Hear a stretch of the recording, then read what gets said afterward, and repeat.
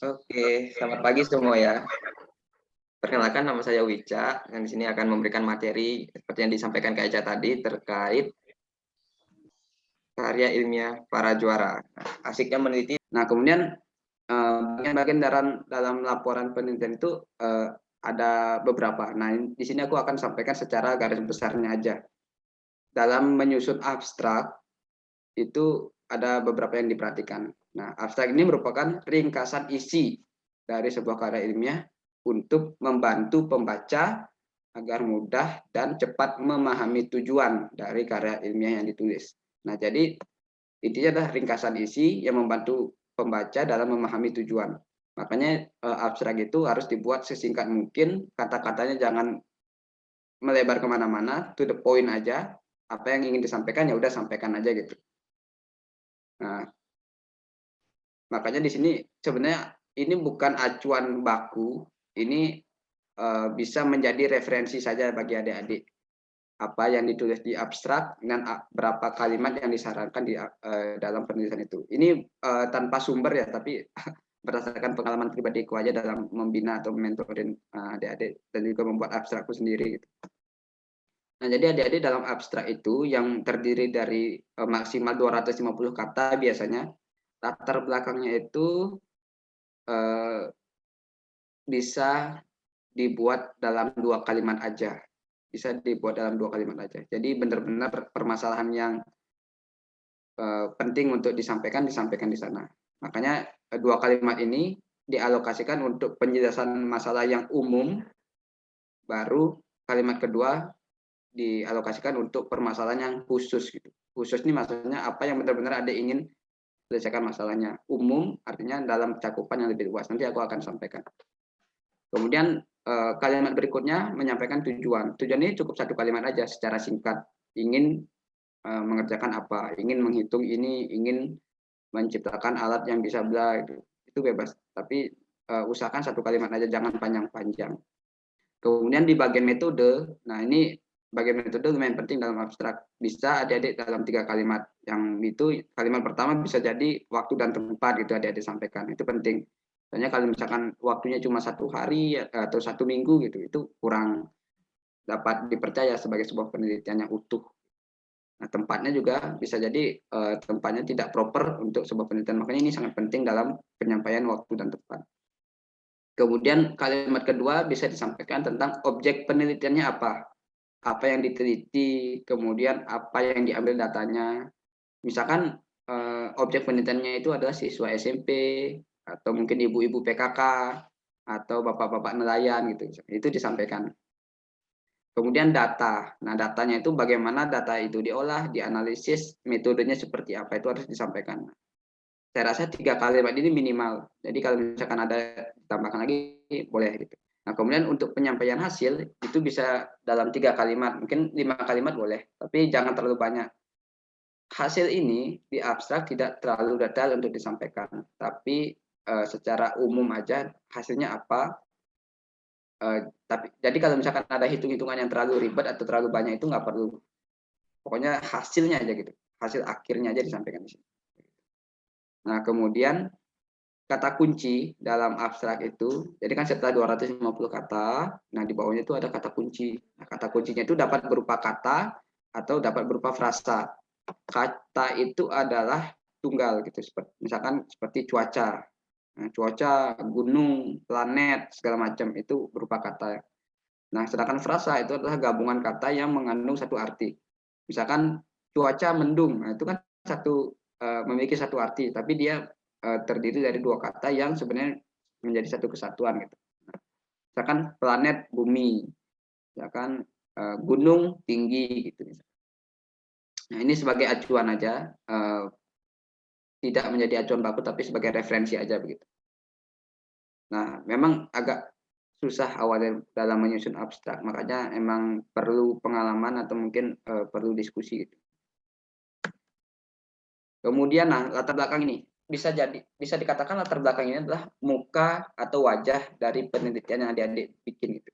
Karena juri atau mungkin reviewer atau mungkin penilai itu akan melihat latar belakangnya dahulu sebelum melihat ke yang lain gitu. Seberapa penting masalahnya itu untuk diselesaikan, seberapa bagus solusinya yang ditawarkan, bagaimana penyampaiannya gitu. Itu akan dia lihat dulu di latar belakang. Jadi kalau misalkan latar belakangnya udah bagus, nah itu biasanya reviewer akan lanjut membaca sampai akhir.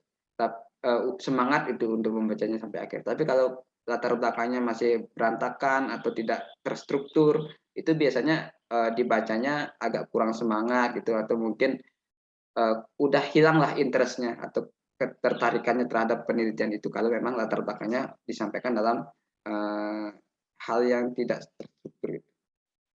Latar belakang ini yang disampaikan adalah ini intinya, berisi tentang kesenjangan antara harapan dan kenyataan.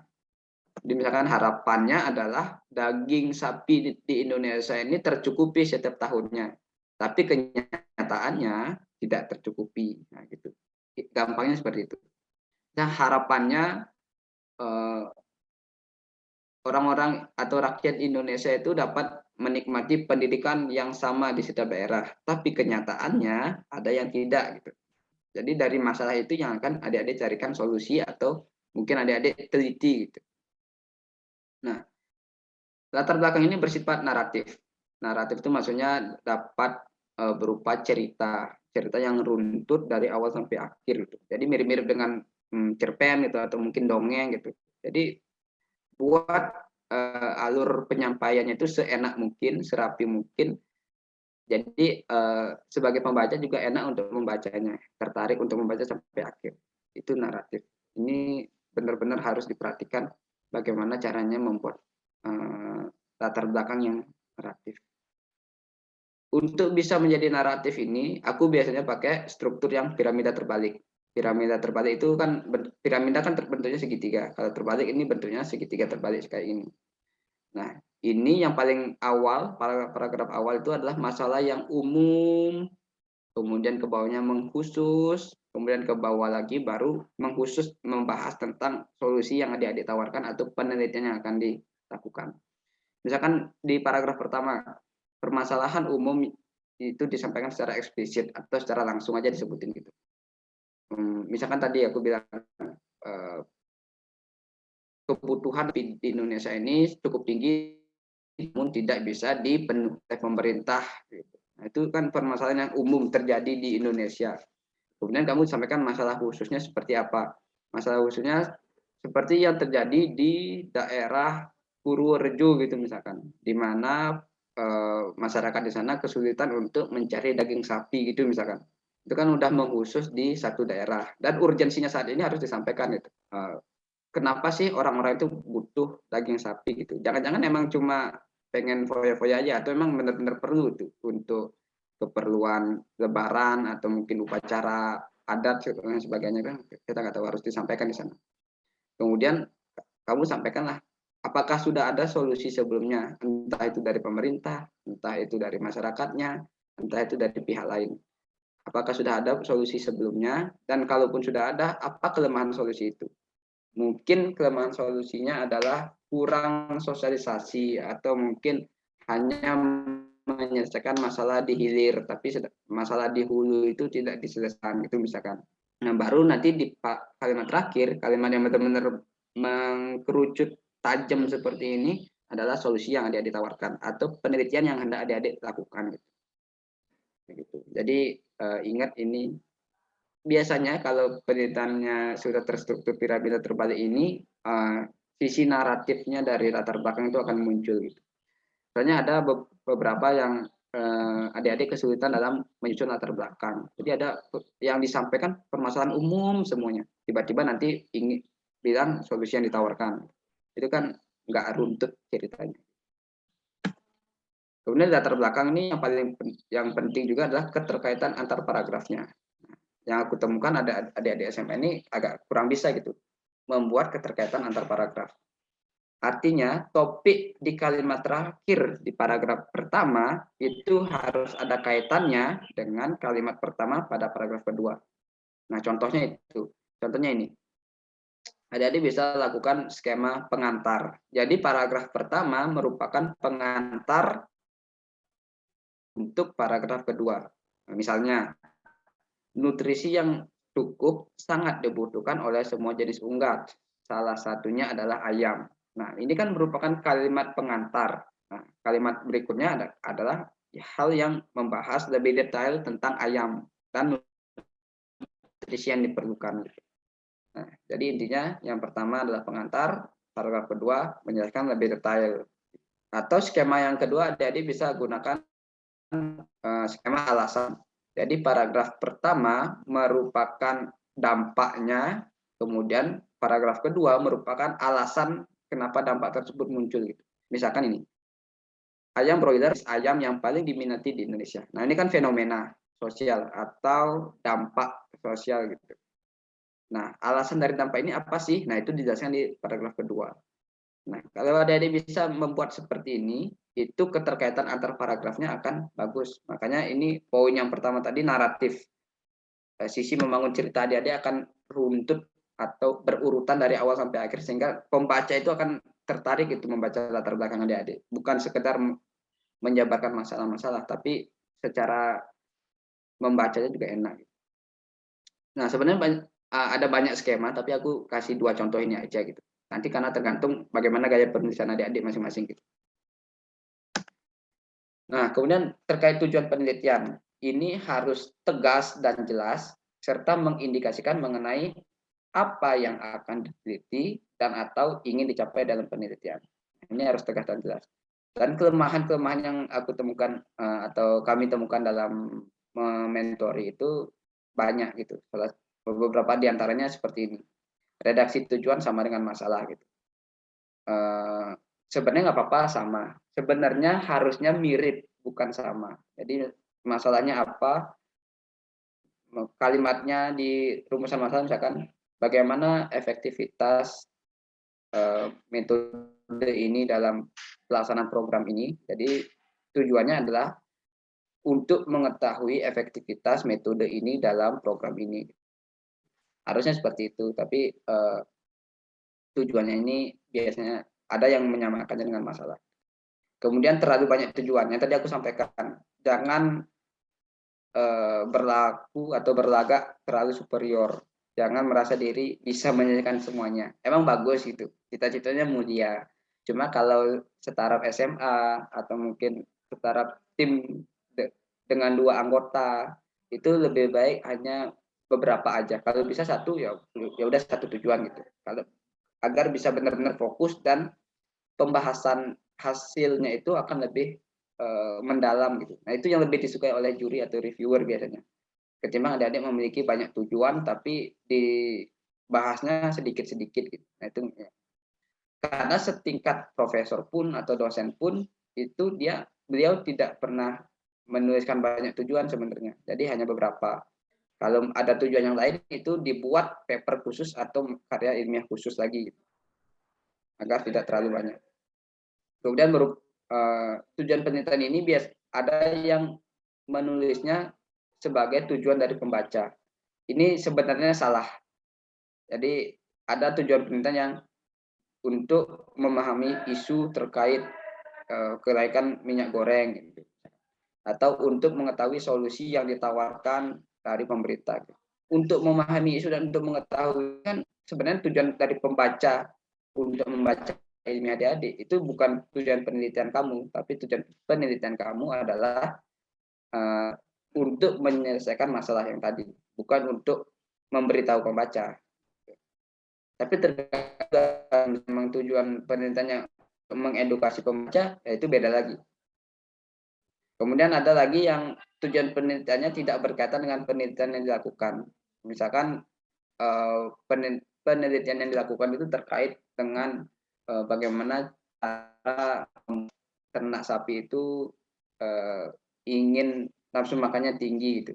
Tapi tujuan penelitiannya mengajak masyarakat untuk melakukan solusi itu gitu. Atau menyadarkan masyarakat akan pentingnya nutrisi bagi ternak. Itu kan nggak nyambung.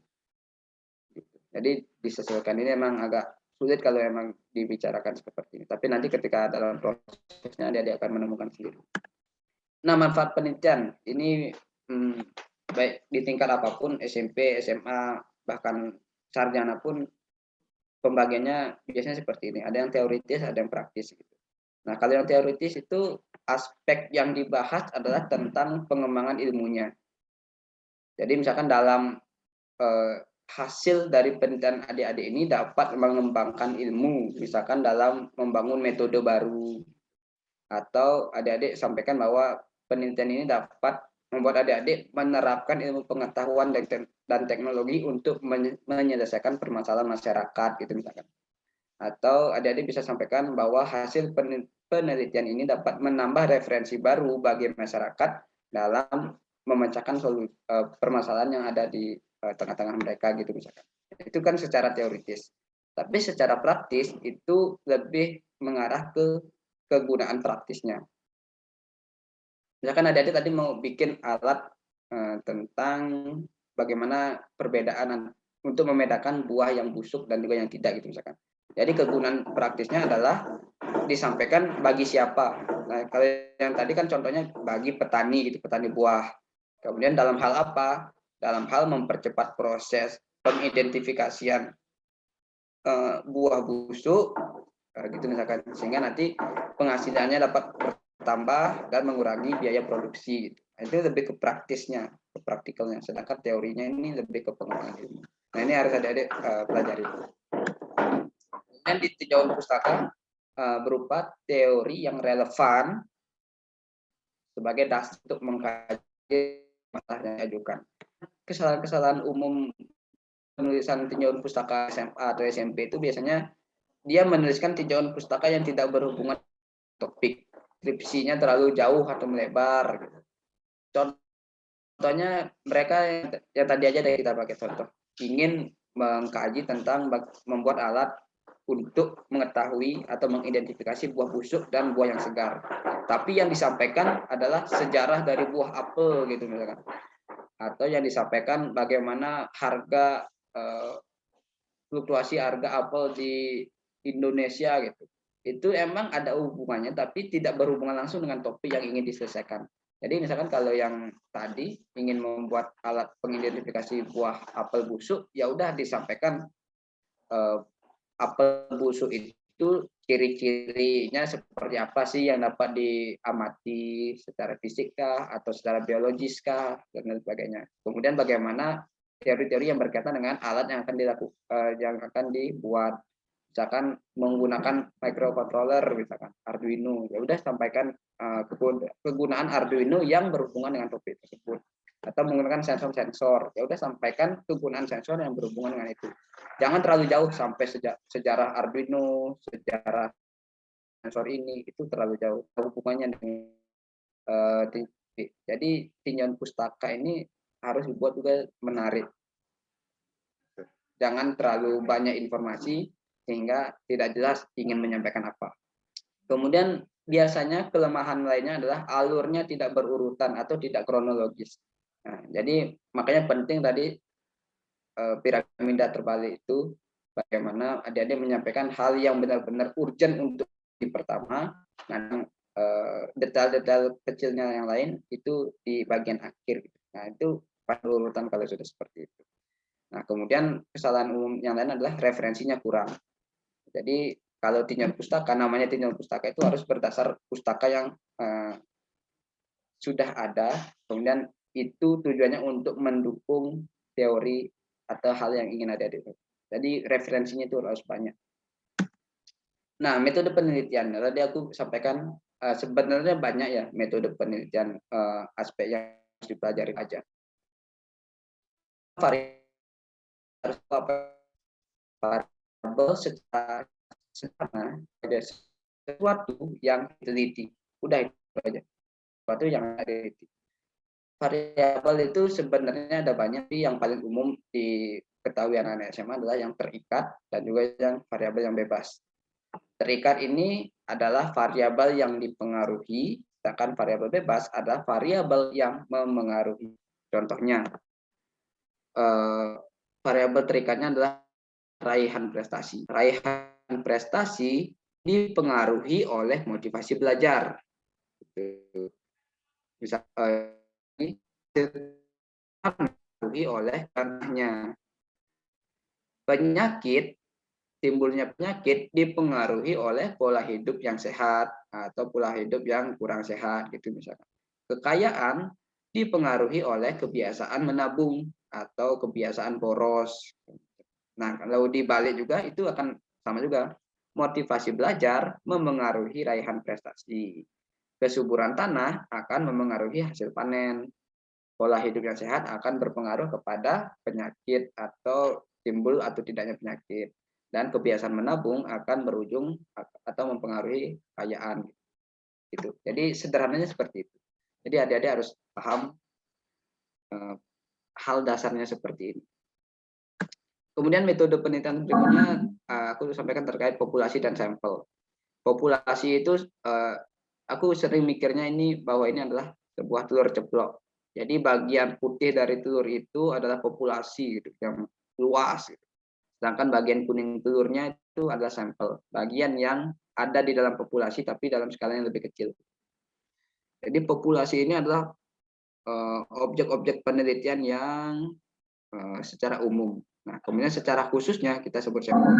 Misalkan populasinya adalah siswa SMA, sedangkan sampel yang adik-adik ingin kaji adalah siswa kelas 10 di SMA Negeri 2 Kubu Tambahan. Nah, ini kan spesifik nih. Sedangkan ini kan general. Yang ini merupakan bagian dari ini. Jadi populasi dan sampel itu berhubungan. Sampel merupakan.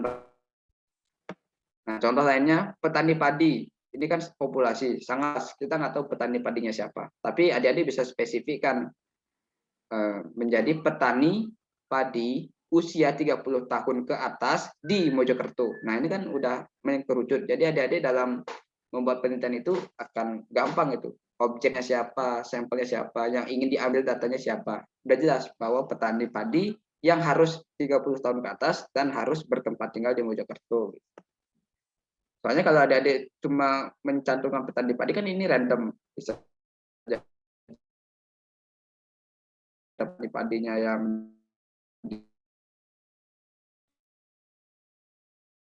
ini kan bermacam-macam.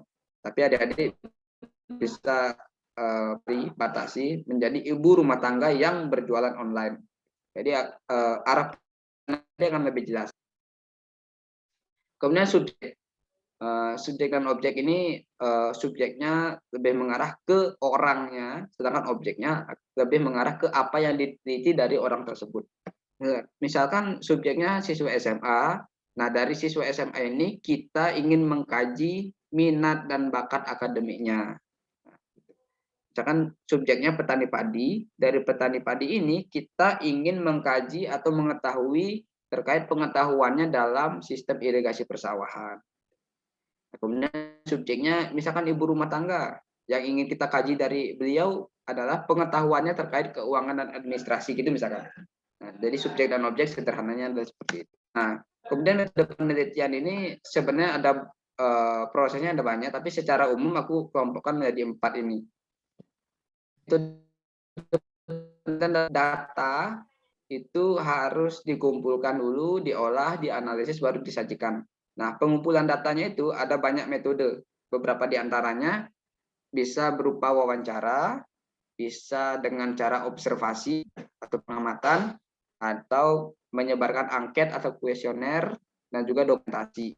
Dokumentasi itu maksudnya ketika udah nemu hasil pengamatan, didokumentasikan, kemudian dicocokkan dengan pengamatan sebelumnya, gitu misalkan, dari perbedaannya. Kemudian setelah data itu ada, data itu tidak akan menjadi info jika tidak diolah. Jadi hal yang ingin dibaca oleh itu akan data.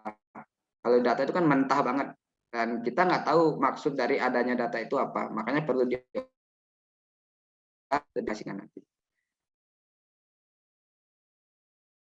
Fakta atau tidak. Misalkan kelompok berat 2 kilogram dan di gram. Nah, itu di kemudian klasifikasi apa benar seperti itu, atau mungkin perlu penyesuaian lagi klasifikasinya, mungkin perlu dipecah menjadi 4 gitu segala macam. Nah, kemudian baru dianalisis. data tersebut akan bisa disampaikan seperti apa. Nah, itu perlu analisis. Analisis ini akan berujung kepada kesimpulan nanti. Nah, analisis ini banyak metodenya. Beberapa diantaranya deskriptif, kuantitatif. Jadi dia mendeskripsikan sesuatu secara kuantitatif berupa hal-hal yang berupa data angka itu dideskripsikan atau dijelaskan. Kalau kualitatif berupa sifat-sifat yang kualitatif seperti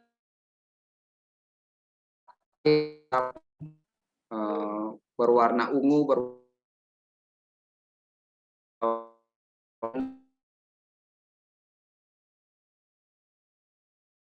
bisa atau maksudnya dianalisis kemudian komparasi dengan hasil lainnya. Nah, mana yang lebih bagus, mana yang lebih rendah kualitasnya gitu misalkan. Deduktif dan atau induktif ini adalah teknik pengambilan kesimpulan dari gejala-gejala atau mungkin pengetahuan-pengetahuan yang sudah umum diketahui. Nah, itu bisa diambil kesimpulan dari sini.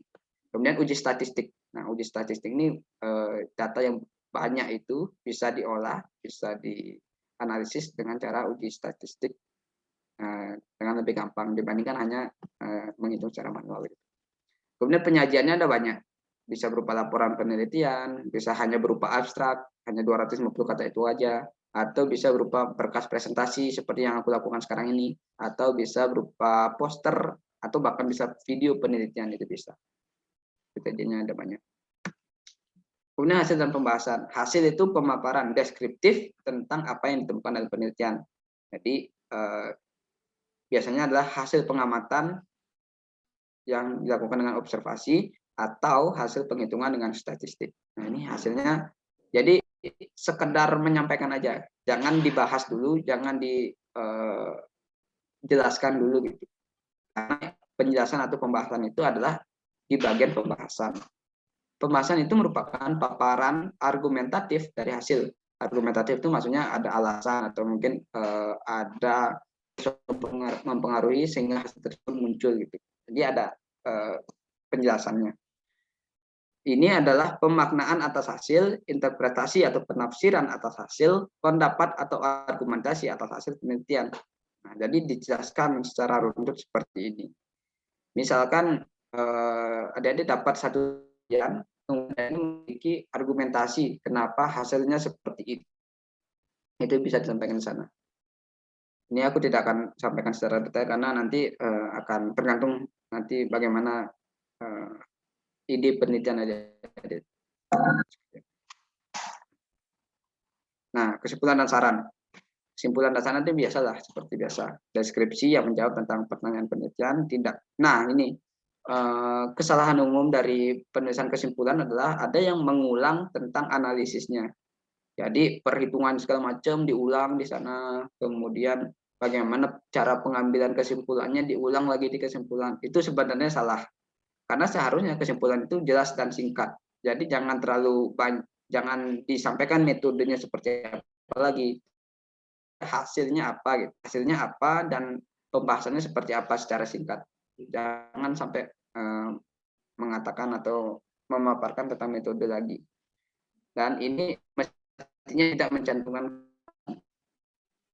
atau daftar, nggak perlu karena kesimpulan itu dari adik-adik sekalian. Gitu. Kemudian saran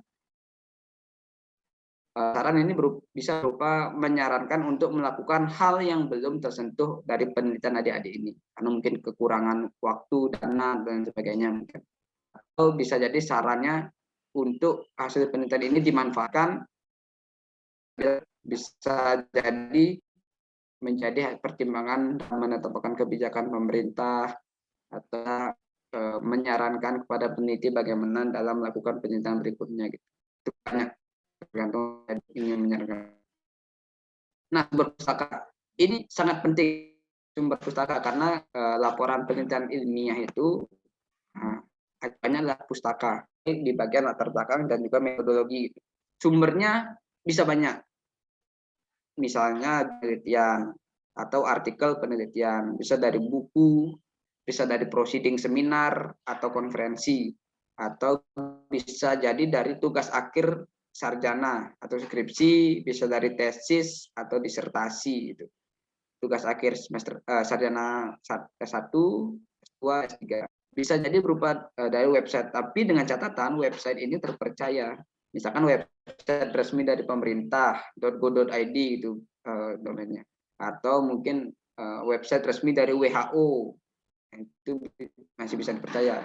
Nah, kalau website yang berupa seperti ini, yang warna merah ini, dari Wikipedia, dari Blogspot, dari WordPress, itu cenderung jangan masukkan pustaka dari website-website seperti ini. Kenapa? Karena kalau Wikipedia, orang itu dapat mengedit sesuai. Jadi penulisnya tidak bisa diketahui secara pasti siapa dan tidak bisa dipertanggungjawabkan juga tulisannya gitu. Jadi jangan pakai ini. Kalau Blogspot bisa jadi kan mereka seenak hatinya gitu menuliskan hasil penelitian yang tidak ada yang mengakreditasi atau menilainya gitu. Sedangkan kalau jurnal penelitian atau artikel itu biasanya ada yang memang memverifikasi hasil penelitiannya sehingga dapat dipertanggungjawabkan. Sedangkan di Blogspot atau di WordPress ini bisa jadi tidak ada yang berperan sebagai itu. Gitu. Atau jurnal yang tidak terakreditasi biasanya menemukan di Google sumber pustaka, kemudian temuannya adalah cuma bab 3-nya aja gitu, atau mungkin bab 2-nya aja dalam satu PDF, nggak ada keterangan itu dari jurnal apa, itu dari skripsi universitas apa. Nah, itu jangan dipakai karena memang susah untuk dipercaya. Nah, dan sebaiknya gunakan sumber pustaka yang 5 tahun terakhir. Kenapa? Karena ilmu pengetahuan itu terus berkembang, terus berkembang. Jadi bisa jadi 6 tahun ke belakang dari sekarang itu berbeda dengan ini. Jadi usahakan 5 tahun terakhir. Tapi kalau untuk mentok lebih dari 5 tahun, akan 10 tahun terakhir. Jadi jangan sampai yang benar-benar lawas, kecuali kalau memang buku yang tentang teori dasar.